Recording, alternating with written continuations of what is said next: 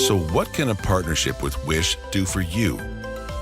Working on behalf of U.S. soybean farmers, our goal is to create global partnerships and provide new opportunities for businesses and entrepreneurs that expand the potential for trade. Our approach is designed to increase demand, fuel economic growth, and connect entrepreneurs. The best part is that we do this at no cost to you. So how does it work? Thanks to decades of accumulated knowledge, we tap into expert resources to educate, mentor, and network to help your business grow both in size and through the latest innovations. Thanks to our soy experts, who are deeply connected to the regions where we work, we offer you face-to-face education and technical expertise. Working in developing and emerging markets, we identify market sectors with real potential for growth, work with key stakeholders, and provide effective trade solutions. While serving as an incubator, we connect driven leaders with supply chain partners.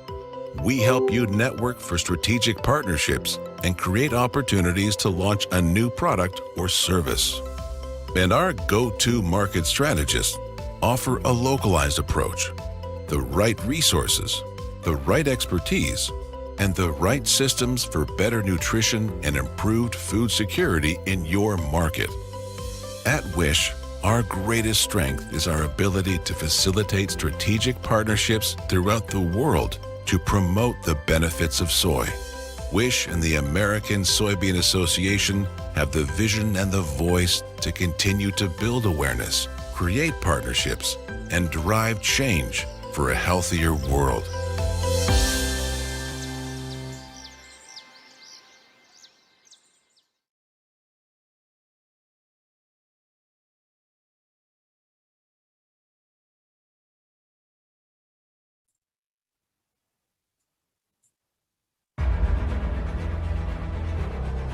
Located at the center of the world, Ghana is the best investment destination in West Africa and ranks as West Africa's first in the Ease of Doing Business Report 2019.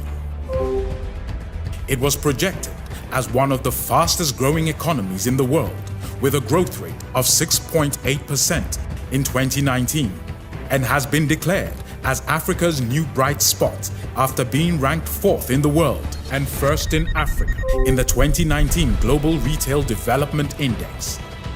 As the host of the African Continental Free Trade Area, Ghana is creating the linkages that will make it the gateway to Africa, aided by dynamic policies, a stable political environment, and strong economic fundamentals. It is a land of opportunities, offering businesses across many sectors the potential to flourish. The country is open. Hello, everybody. Shall we start? I'm the moderator for the next session. Let's see if Professor Salifu is going to connect. This session is... do you hear me, first of all? Okay, thank you very much. This session will be about human rights violations in aquaculture. That is a very important topic. I have to say that these sessions and this conference is very brilliant because it takes all the three aspects of the triangle of sustainability. We talked about environmental and economic sustainability, and today we are talking more about the social sustainability. And of course, this is needed for the development of the sector, but it's important even for the ultimate goal that it's improve human lives of the citizens of Africa and all the people involved in this area, but also in the sector. So, unfortunately, we have only one speaker today, That's the Professor Salifu. That should arrive in a few minutes. But we can spend this time starting with the discussion. What do you think about this team? Do you think it's not enough considered, or it's well present in the minds of all the people involved in the sectors and stakeholders? We can start with a bit of conversation about this topic.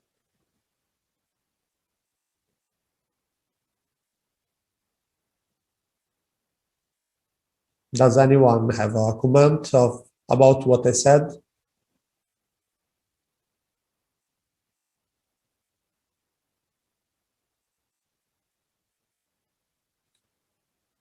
Okay, I check even on YouTube to see if there is any comment, but it doesn't appear to be.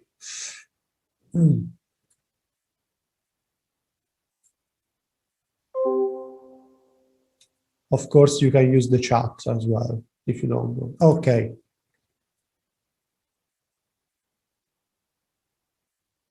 Professor Salifu, do you hear me?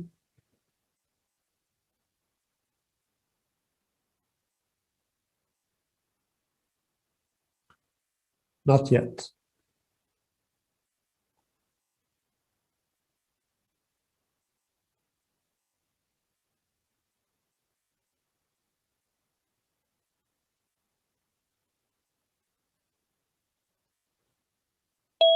Okay, William.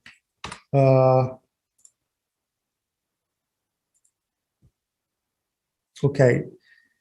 The title of the session is Human Rights Violations in Aquaculture.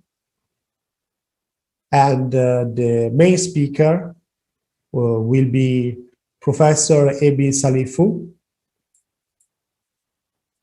of the Human Security Research Center in Ghana.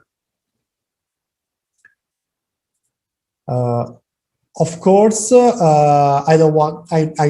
not the right person probably to talk with for him, but I'm sure he will touch some of the problems in the sector.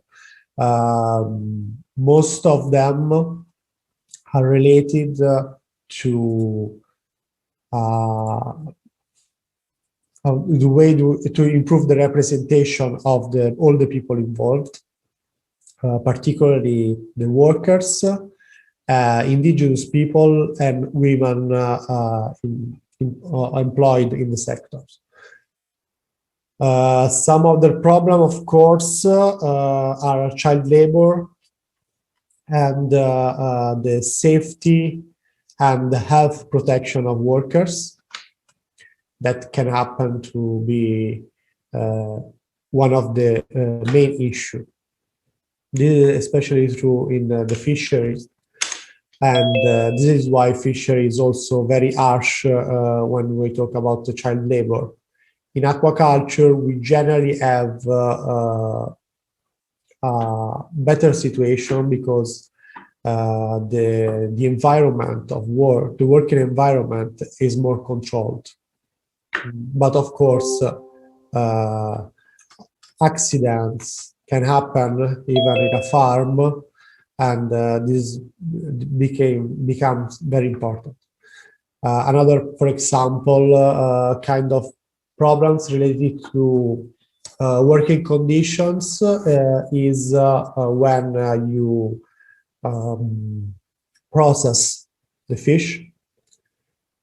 For example, when in smokeries, can be a problem for the workers if they don't wear appropriate protective equipment.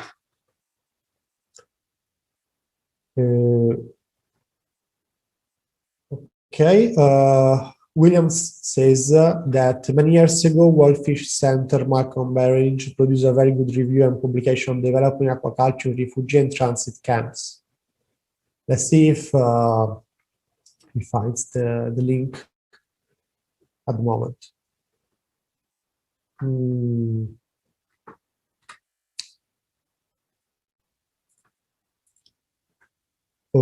For who was yesterday in the session about the women representation in the aquaculture industry, we will touch this topic again. Unfortunately, one of the speakers that was supposed to be our Yuma Salifu couldn't make it to be here. It would be nice to hear her experience. I hope she will send to the organization the topics so the organization can send to the participants like a summary of her presentation.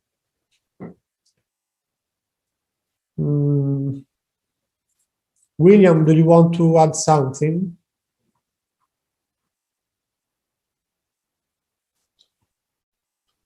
Lionel as well, if you want to add something, I would be glad to discuss with someone.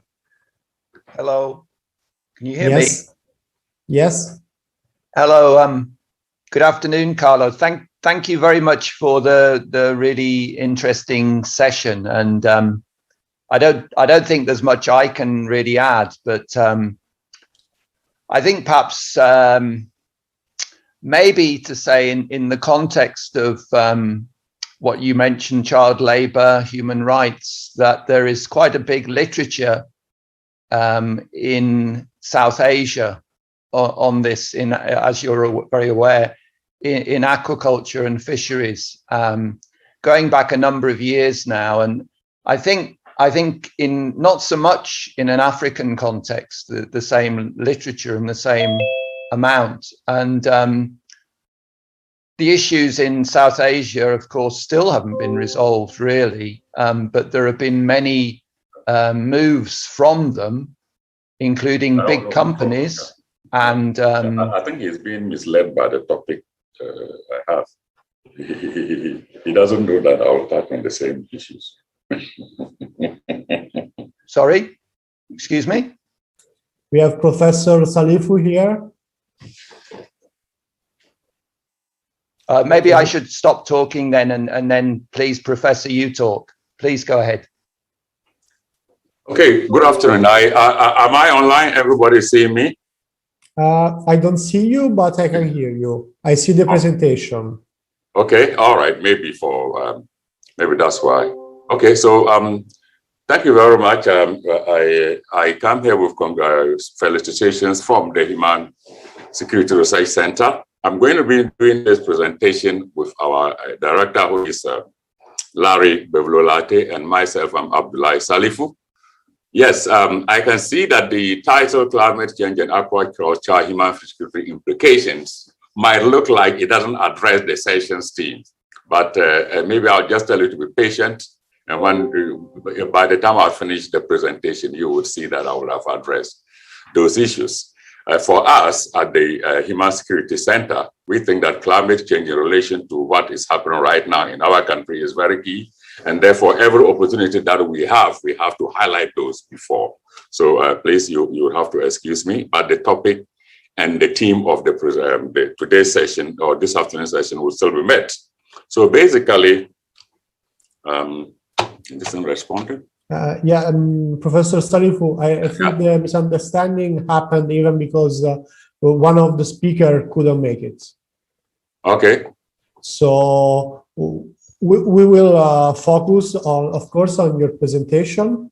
Okay. And let's try to learn as much as possible from it and how to collect these issues on the topic of human rights violations. Okay. Of course, human rights violations can be considered even when a society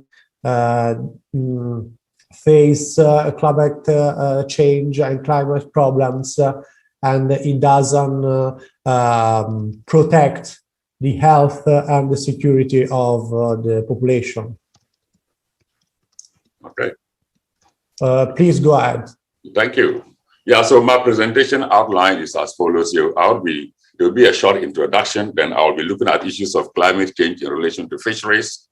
We would also be looking at climates and human threats to our inland waters and especially aquaculture. We will then zoom into human security versus, as is related to aquaculture. Then, having said all that, we will look at the other side of the coin. It might be that, yes, aquaculture is great, but there are other issues. For example, human rights issues, which we also need to address. And of course, having talked about that, we will draw some summaries and conclusions. So as a way of introduction, aquaculture in Ghana, indeed, in addition to our access to our exclusive economic zone, which I'm sure everybody knows, Ghana is also endowed with rivers, dams, and dugouts. All of this make it possible to have a vibrant aquaculture enterprise. Of course, we are assuming here that there shall be in place appropriate policy and business knowledge and support. The business that is aquaculture is practiced in all 10 regions of Ghana. I put 16 in bracket because recently those 10 regions have been carved out into an additional 6 regions. So we now have 16 regions in Ghana. But for purposes of this presentation, I'll still keep it at the 10 regions of Ghana. And the main species that are cultivated are the Nile tilapia, which is Oreochromis niloticus, and of course the African catfish Clarias garretinus. Tilapia represents over 90% of farm fish in Ghana. And if you look at the system also, basically the pond culture is the main production system in number and scope. They may be small and they are semi-intensive, but incidentally, a lot of almost all of it is farmed intensively in cages on the Volta Lake. The cage farms account for 2% of farms by number, but much more by production. In other words, yes, the farms may be few, but the bulk of the outcome or the income is accrued from the cage farms. If you look at the graphic over here, you will see the share in terms of the production in 2015. You will see that the cage farming on the Volta Ridge accounted for, more than 90% of what we see here. Then what are the growth drivers in the aquaculture sector in Ghana? Basically, it is number one is the increase in production, which is closely related to increased availability of fingerlings. And of course, the growing number of private hatcheries in addition to the activities of the Council for Scientific and Industrial Research, Water Research Institute. For your information, I used to be the Director General of the Council for Scientific and Industrial Research. The other driver is also now we have feed formulation and production companies, which include Rana Feed. Incidentally, I see Rana is a sponsor of this program. We have Cycle Foods as Tema, Kujis at Kon in Tema. And of course, from the Ministry of Fisheries and Aquaculture Development, they extend extensive training and extension activities. From the Council for Scientific Industrial Research, the Water Research Institute has a substation basically dealing with aquaculture in the Volta region at Akosombo. And basically, they have developed the Akosombo strain of the Nile tilapia. And this particular new one grows 25 to 30% faster than the wild and other local stocks. This strain currently, at least as of the 2014, were the backbone of the freshwater aquaculture in Ghana. And I still want to believe that it is still the story today. Following the introduction of that strain, we had actually, the increases in aquaculture turnout had grown from 550 in 2,000 metric tons in 2000 to over 27,000 metric tons in 2012. Right now, the council produces over 5,000 fingerlings annually and over 30,000 improved brood stock for supply to farmers annually also. Now, in terms of support to the aquaculture sector, the Minister of Aquaculture, Minister of Fisheries and Aquaculture Development, this is their medium-term budget specifically for the aquaculture sector from 2019 to 2022. Well, yes, one will say it is modest. My only worry here is that everything is stagnant. For that medium term, all the amount voted are going to be the same. And if it is going to be the same, I'm not too sure how you are going to grow the industry if you are not investing additionally. Anyway, but that is for the policymakers to consider. How does climate change impact our fisheries sector? Fish is an important food source for all communities around the world, and so globally, for the greater majority of people, sustainable fish farming is a necessity. That's not a luxury. What is happening here? Our oceans matter, and I'm sure a number of us are aware that our oceans absorb 93% of the heat. That's wrong. It's supposed to be heat, not art, of the heat that builds up in the Earth's atmosphere. So the impacts of climate change on our oceans will include shift in temperature, which we all know is happening, acidification of the seas and even some inland waters, deoxygenation, and changes in ocean currents. I'm sure a number of us will remember the El Nino effects that affects the west coast of Africa. So climate change effects are changing the distribution of fish stocks and particularly also of their food. Climate effects on aquaculture, specifically in Ghana, recently, as early as 2019, a group of researchers here in Ghana, led by Bechi CSIR-WRI, looked at the assessment of the economic impact of climate change in the small-scale aquaculture industry of Ghana. And so I just want to share with you some of the findings that they found. I mean, they have, for example, they tried to look, to sample from among aquaculture farmers what they thought were the prevailing climate factors that they were worried about. So you would see that rising temperature, high rainfall, of course, which causes floods and erosion are those that bother them most. And if you look at the cause of climate factors, you think that floods are the one that affect them most. Of course, everybody knows that if you have a pond and you have uncontrolled waters that come, the tendency is that your pond would be over by the end of the storm. So, and then you look at the same thing in terms of, they also compared non-climate and climate factors. In other words, when there is the presence of this factor that we have looked at, floods and the like, what happens? The color in kind of, I'm not good at color, so let me just call that one red. That is the climate revenue. You will see that it's below the blue.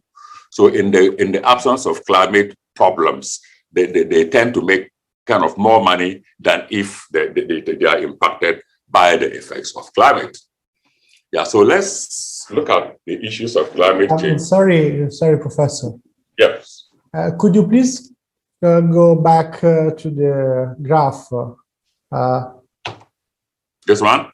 Yes. Yes. So this is the difference between the two colors is how much they lose for climate impact. Exactly. Yes. That's what it's supposed to portray. Yes. Okay. Yes. Okay. Thank you. Just to be clear. All right. So we look at climate. Sorry. Is anybody saying something? No. I think someone left the microphone on. Okay. No.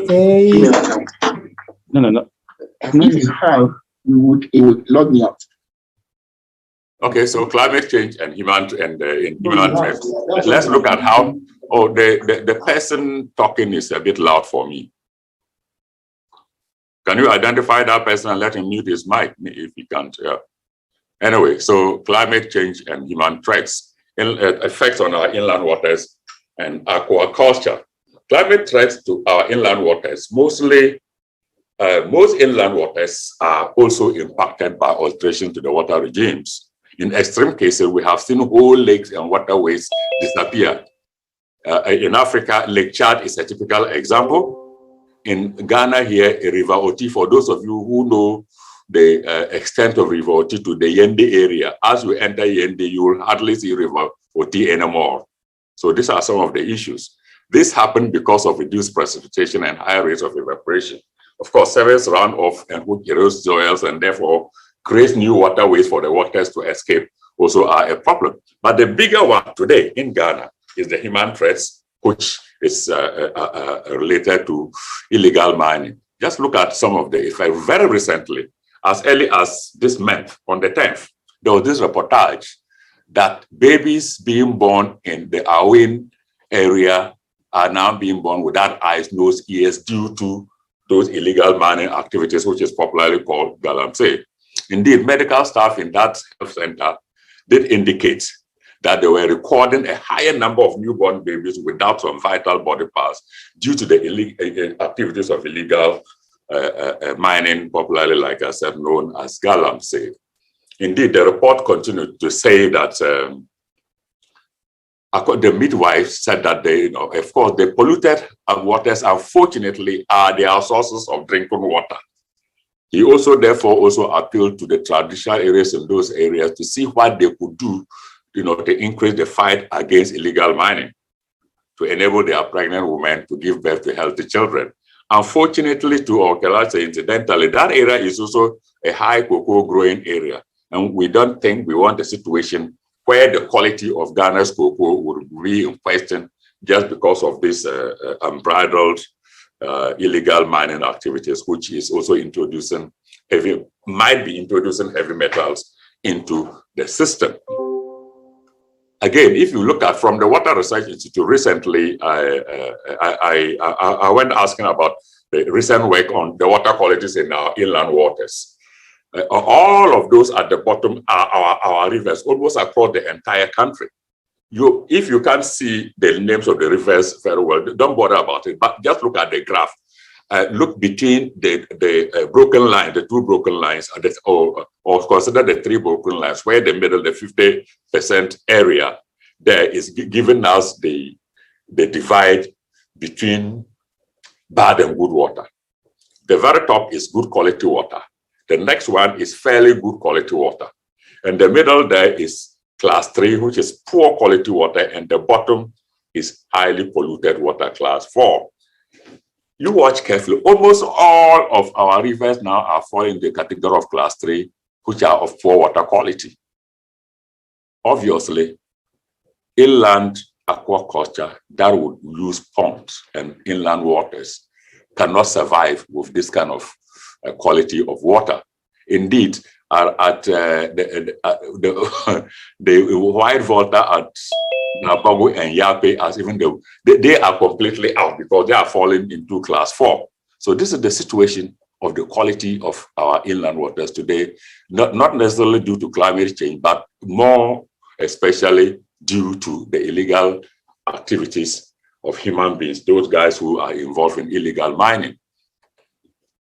The climate threat to aquaculture continues, and basically the stress that is due to increased temperature and oxygen, including pH, are the ones that gives us the greatest problem. And of course, it also tells, climate threat also offers an uncertain future water supply. Only yesterday, I was discussing, somebody called me and we were talking and said, Prof, it looks like this year's rains, they won't even come. Well, of course, they will come. The question is whether they will come when they ought to have come and all those things. So there's definitely uncertainty. The rainy period is now unpredictable. And we also have extreme weather events. For example, flooding. Accra is a typical example. Just get about 30 minutes to 40 minutes rain and we are in trouble. And in the north, we know during the rains, especially when Burkina opens their Bagri Dam, all manner of hell breaks loose there. So flooding is a problem for us here in Ghana.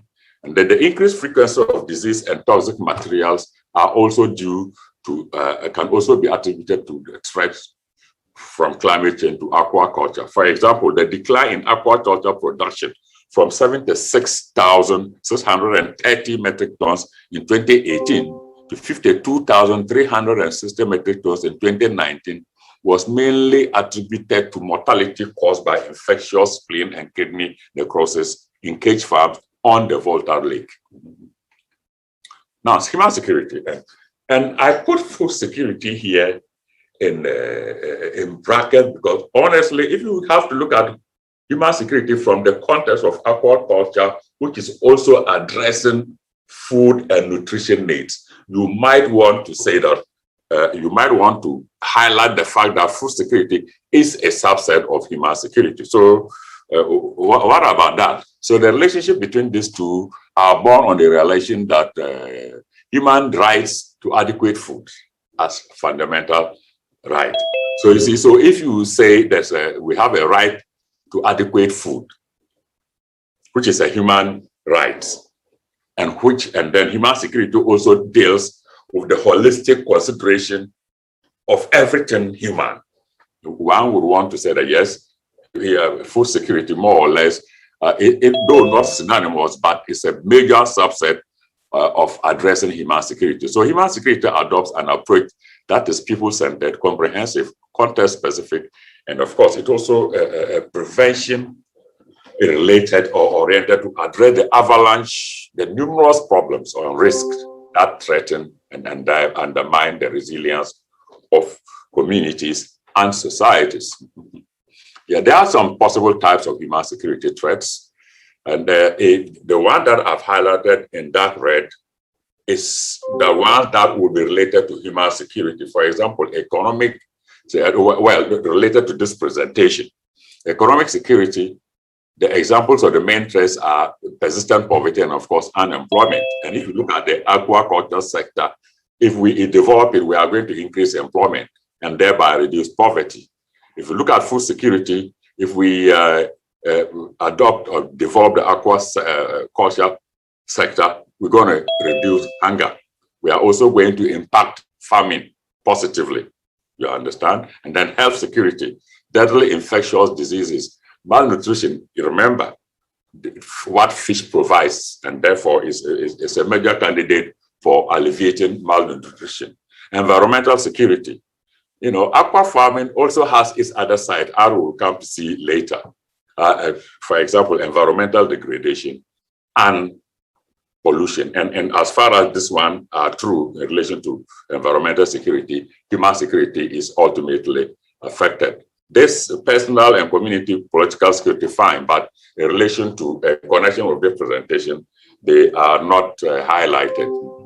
Yeah, so I'm going to look at aquaculture versus human security nexus, but with this presentation from this angle, that sustainable development and peace requires addressing the main triggers of human insecurity. This includes addressing food security and malnutrition. And so you see, food security, malnutrition, which in turn can contribute to the matters of addressing environmental degradation, marginalization, and political unrest. You see, so as long as food security, insecurity, and malnutrition are concerned, aquaculture plays a role in the human security equation. Yeah, and then so if we look, so how does how does aquaculture in relation, you know, from the angle of human security fall or merge with the issues of ensuring, you know, food and nutrition security? If you look at the Sustainable Development Goal number 2, which is a zeroing in on zero hunger, it says that hunger and malnutrition, we can look at hunger and malnutrition, that they remain a major human development challenge globally.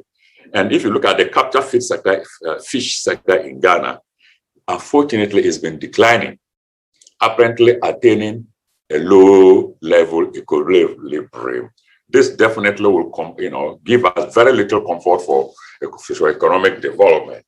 Indeed, there is a I'm not too sure. Let me finish the presentation before I see how it happens. Portends.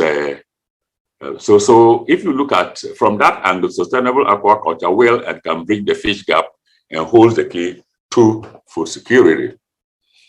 Yeah, so as aquaculture as a human security intervention, we can look at it from the nutrition point of view, where nearly 50% of child death in Ghana is due to malnutrition, whilst another 29% of those children at home are usually underweight. There's therefore a protein gap, and this is again, and now say a protein gap, and which is a human security or SDG 2 freedom from hunger issue. Aquaculture, yes, it could be, if properly developed, could be a chief means to provide protein and other essential nutrients. Remember, a fish has omega-3 fatty acids and vitamins and so on and so forth. Therefore, aquaculture offers opportunity in both rural and urban communities. It can reduce poverty, through employment creation, and of course, like I said, the nutrition equation as well. Now, so having looked at aquaculture from those perspectives, let's look at these are the good sides in quotes. But what about the other side of the coin? Let's look at human rights issues in fisheries and aquaculture. Biosecurity, first of all, I didn't want this one to escape me.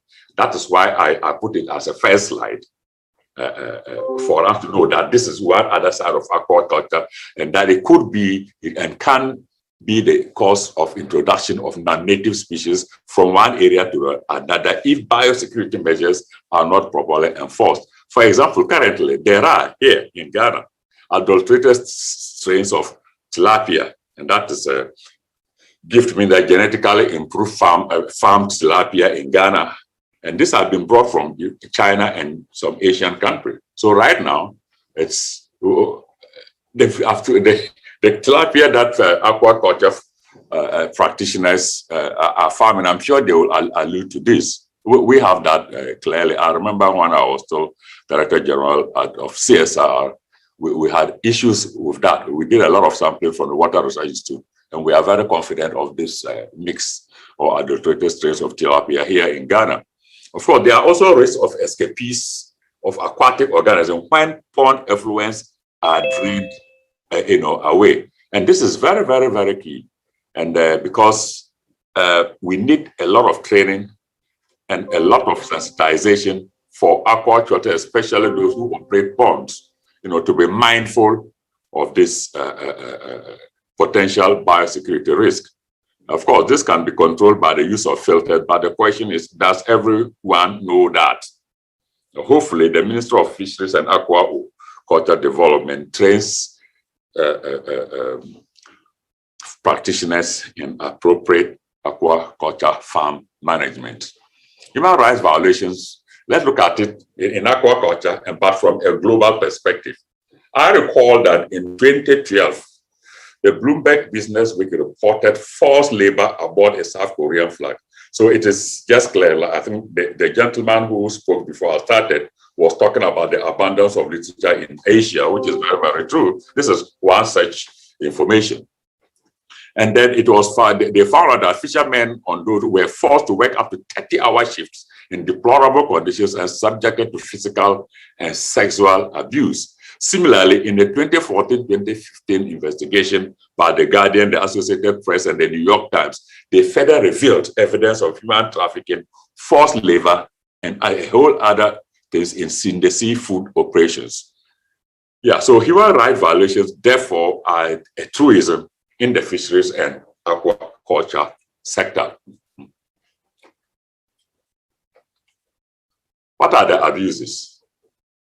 It must first be underlined that human rights and labor abuses in the fisheries sector can both occur on land and at sea.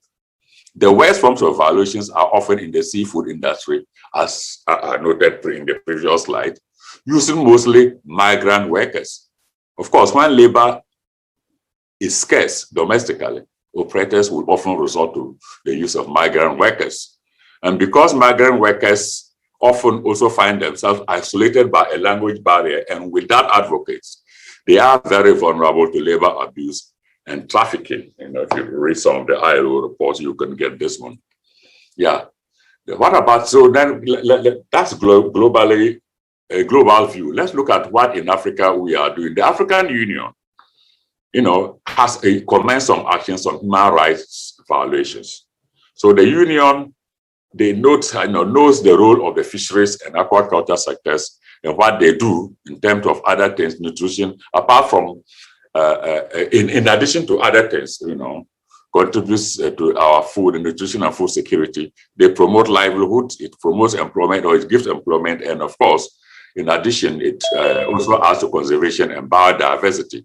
Per Goal 6 of the African Agenda 2063, African states are focused on expanding the fisheries and aquaculture sectors. However, the human rights impact and implications of the sector are yet to be addressed. Again, it attests to what the gentleman who spoke before me and talked about East Asia said, that in Africa the story is not, which is true. So therefore, in 2019, the AU commissioned a meeting of a panel of experts in August in Nairobi to look at these issues.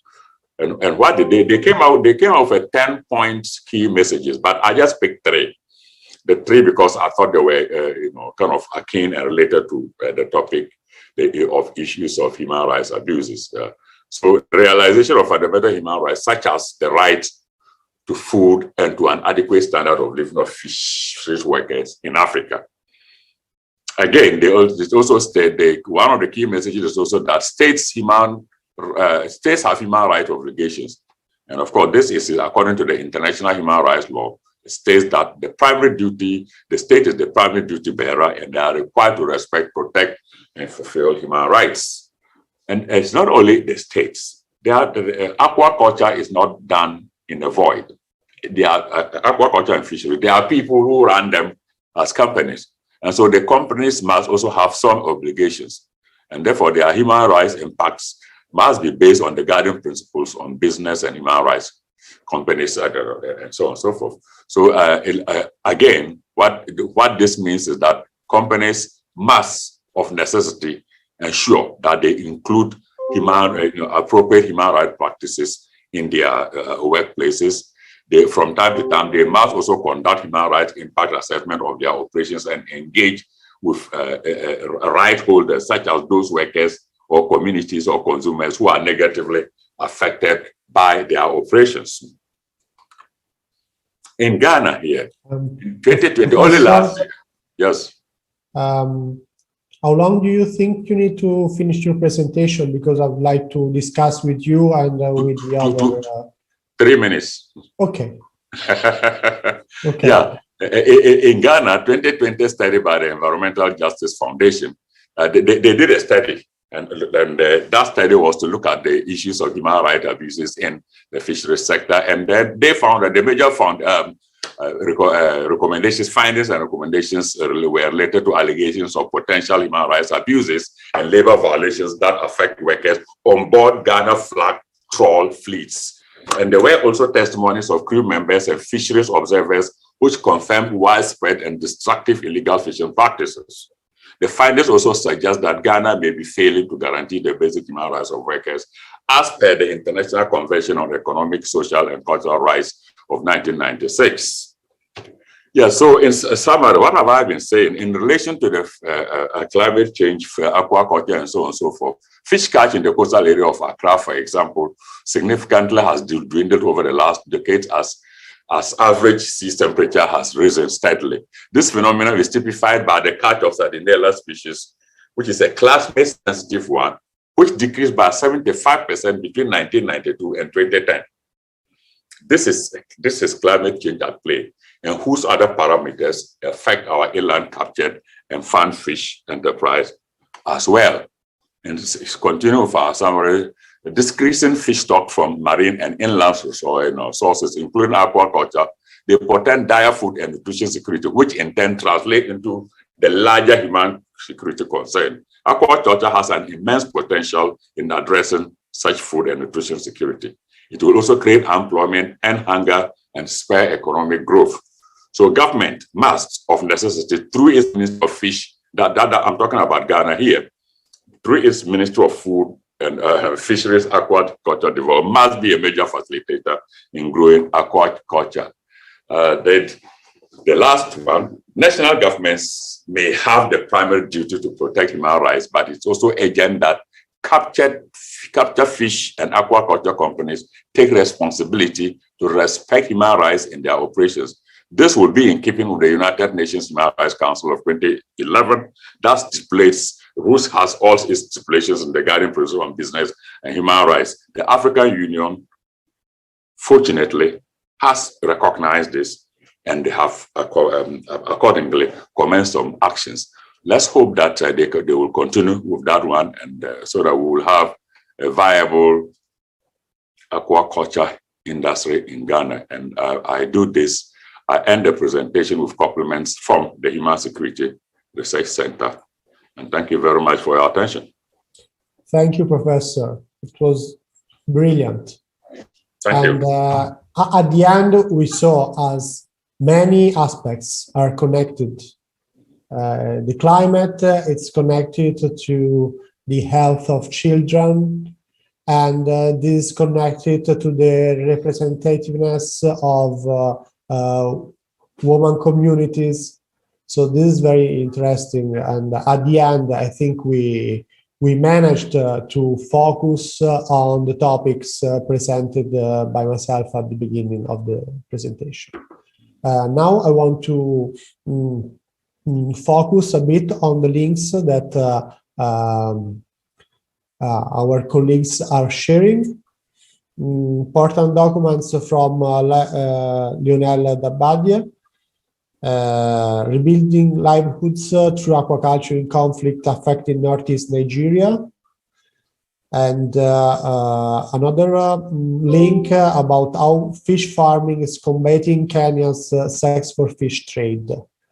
William Lescan shared a document of fish production in refugee camps and settlements. Now, probably you didn't have time. I'm talking to anyone.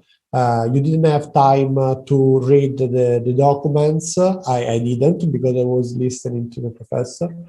But maybe you can do. You can intervene and add something and ask questions to the professors. So I don't have at the moment questions, but I'd like to hear yours. So please.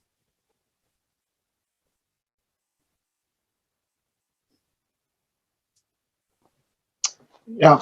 Hello. Hello, Manuel. Hi.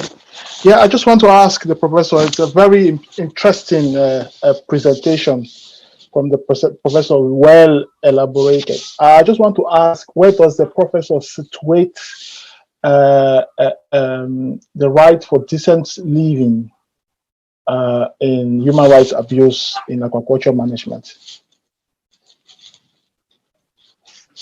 Do you see that as a violation in aquaculture management, the rights for decent living? Yeah, okay. So thanks for that's a very interesting one. In relation, aquaculture, I would like to look at it from the perspective of those who work for aquaculture companies. Most of the time, from my experience, they come and go. And there are also situations where they are trying to provide some, I would say decent accommodation. But the question is that decent enough? So what my contribution to this as an answer would be that I think the AU's commission, the AU's current activities in relation to seeing how best aquaculture can be improved and developed in Africa must take on board some of these, challenges and difficulties. The point is this: nobody goes into a business for the sake of it. They want to make money, and unfortunately, in our situations, as much as practicable, people want to spend less to get more. And if you are focused on getting more from less, you are likely to abuse the rights of the rights and sensibilities of those who are helping you to get the more with your little input. So I think that this is something I think we should highlight for those of you who might have the opportunity to make contributions to the development of an aquaculture policy that will be an Africa-wide stipulation. Thank you so much, Professor, for that wonderful response. I totally agree with you. I was thinking in the same direction. So, yeah, thank you. Yeah, if I can add something, I think this is the demonstration that we cannot give all the responsibility to the customer, but we have to keep the governments and the companies with accountability of directions. So, because sometimes people don't have much money to spend, so to direct the companies with their choices. So we have to ask more, sometimes politically. I agree. I agree. And that is why I deliberately put up that slides of the medium-term budgets for the aquaculture sector. And I asked a question, will this lead to development? Because if it is the same level of funding for 4 or 5 years, are you going to get an improvement, or you just stay stuck at the same level? I'd like to ask you something. Yes. What is the perception of public opinion on these themes, of these topics in Ghana? Which topic? Human rights protection and environment. Very, very, very high. You know, right now, I don't know whether you read about issues pertaining to Ghana now. The issues of human rights are top. In fact, the average citizen now talks about their rights, which I think is it's a healthy development. Yes, it might take time for that to be in full fulfillment, but today the cry is that, look, everybody's talking about their rights. I have the right to do this. I have to do that. I have the right to do that. I recall recently, and this is just a side. Recently, I was every other morning I undertake a 7-kilometer walk. So there was this in Ghana. We have this public transport they call trotro, little buses that carry. So the trotro driver comes and parks in a way that a woman, he kind of blocked a woman. So the woman said, "Why do you park the way you have parked?" And the guy is it not a road? So the woman asked a very simple question. You don't think I have a right to the road? I pay taxes to fix the road. And this is, this was some lady you would think is, just an ordinary person on the road. But look at the perception of her rights. She says she pays taxes to maintain a road. So you can ask her whether, is it not a road? The roads are not for the vehicular traffic only. So something like that. That's very good to hear. Yeah, I just want to share one last opinion with the professor. Yes, sir. Prof, do you see the construction or development of special courts to try human rights violations in aquaculture management as one of the possible solutions to these human rights violations in aquaculture? Yeah, that would be great. But the question is, why another tier of courts? I thought that our court system already had, we have commercial courts. You understand? Under which some of these things can easily be taken. So I think that if we have to create another, add to the bureaucracy, we might end up even creating more problem than we have solved.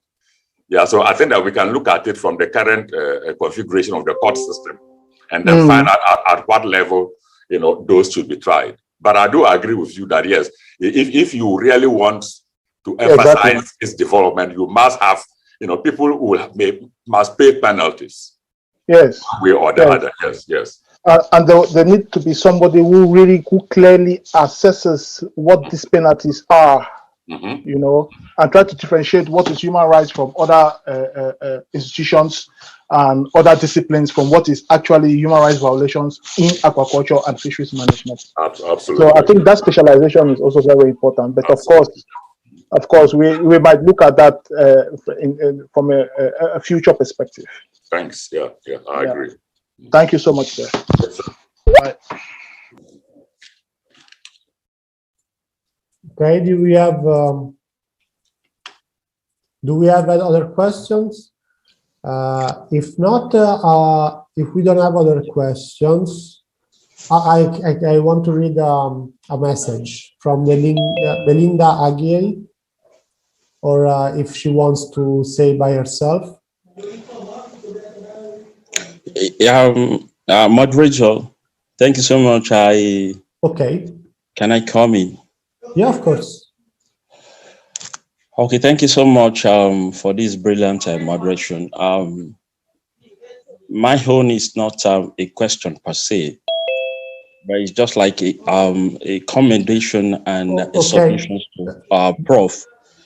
I want to sincerely appreciate this section. It's a very good and a very brilliant one. We have to be very fast. We have only 2 minutes. Sorry, sir, but we have only 2 minutes, so go fast. Thank you for this excellent presentation, and it's been very educative and very informative, and it creates a lot of awareness. I would just like to bring a kind of a submission in form of to promote and create awareness on the human right violation, not only in Ghana, but in West African region, a kind of a platform where we can, create a scenario where we can promote the human right, for the fisheries and aquaculture, and it's going to very good for the aquaculture industry and the fisheries. And I would like to suggest that Professor Salisu can take this lead, and others from West African region will follow. Thank you so much for this brilliant presentation. Thank you. Thank you. The Human Security Center will liaise with our Professor, please, 30 seconds answer. Okay, no, I just wanted to add that 25 from now. The Human Security Research Center will collaborate with our aquaculture colleagues in Ghana to make that happen. Thank you very much. Professor, before you go, please, not only in Ghana, we want you to spread it across the West African region. My brother, so I'm sorry about that. You are right. You are right. Okay. You are right. Okay. Sorry about that. You are right. Yes. Okay. Thank you so much. All right. Okay. May we have time for one more question? But 30-second question and 30-second answer. I like that. Hello. Prof. Salifu, thank you so much for the insightful presentation. I just have a quick question about the adulterated tilapia strain that you talked about. I came across an article recently, and indeed, the now tilapia has been characterized, and evidence proved that there are these adulterated strains. But I want to find out, in addition to having the field tests, do you think that having maybe or introducing a carnivorous fish into the water, maybe somewhere where the effluents are kept, maybe for treatment, maybe introduced carnivorous fish to destroy the eggs, or maybe any escapees, possibly to decrease how much escapees we have in the natural or in the wild? Is that a possibility for Ghana? No, I thought you probably will be looking to see how we really can actually pyramid the gains to yeah, bro, I do we move. How much? No, we can actually the local those ones, we can actually put it this way. We can purify them. We really don't need to let something eat it up. We can genetically, we can purify them. Yeah. First of all, let's find out where there have to be a certain cutoff point where we will no longer allow anything to come from outside. And then that is what water research is currently doing, trying to purify the existing species. Yeah. But of course, why not? In science, anything is possible. So what you are suggesting is also worth, considering. Why not? This is science. I don't know what you do. Maybe we could assign you to that one. Yeah, I'm just concerned because I know that, of course, the legal structures are weak. That is why we have those adulterated strains coming in. Yeah, that's right. And I'm also bothered about what is happening in the world, having genetic problems We can actually get a genetically pure tilapia, Nile tilapia, for those in aquaculture. It's not a big deal. Yeah, it's not a big deal. I have a background in what I'm talking about, so it is. Okay. It's just that we need collaboration, because if you do it and farmers do not observe appropriate management practices, Okay. they end up creating another. I have to stop you. Sorry. Yes, sir. Sorry, really. All right. Thank you, everyone. Thanks to the professor. It was a brilliant presentation and brilliant questions, and as well answers, of course. And thank you to allow me to be here. And thanks to the organization and to everyone. Really, a great session. I think we have to go now, and they stopped me just now. Governance, Salom. Thank you very much. Chamber of Aquaculture.